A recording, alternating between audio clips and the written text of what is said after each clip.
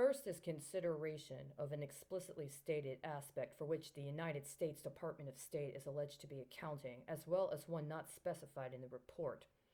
There are two distinct databases for the compilation of information connected to funding involving departments provided with funding via federal appropriations processes. A. SAMS, mentioned in this report specifically as the, quote, State Assistance Management System, end quote, page 6, appendix, page 42, and B. SAM, quote, System for Award Management, end quote, a federal database for contractors not explicitly mentioned in the report. Undoubtedly, the private security companies mentioned in the early United States Department of State audits would have had to engage the, quote, System for Award Management, end quote, system in order to qualify for their contracts for any appropriations via the Department of Defense, as both of these companies are alleged to have done, including for the time frame under consideration in the dates of the audits now available. Let me just note here that since I've posted this article on my website, I believe that somebody intentionally deleted the United States before Department of Defense, so that it reads now merely Department of Defense instead of United States Department of Defense. It's 5:46 a.m. on July 13th, 2020.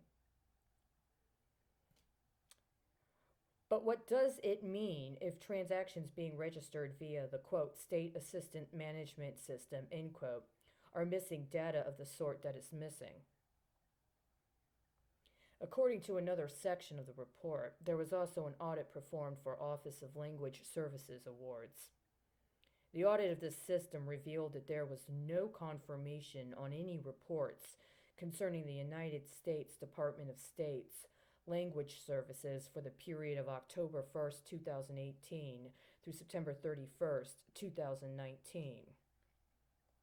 Quote, specifically, of the 58 awards from the Office of Language Services with a corresponding record in File D1, the footnote has been X'd out.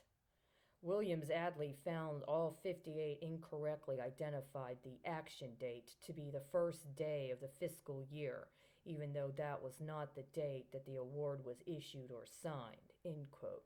Page 14, with reference to footnote at X, not listed here. That the information was compiled for a whole year and that not one of these was identified prior to the audit as having misinformation is specifically alarming. According to a United States Department of Defense memorandum of June 17, 2009, quote, DoD guidance for reporting questionable intelligence activities and significant or highly sensitive matters, end quote.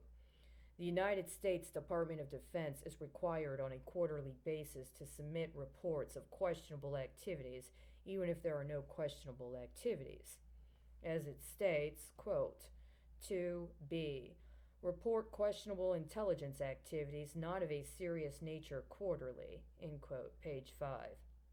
As it further says, quote, quarterly reports are required even if no reportable matters occurred during the reporting period, end quote, page 5.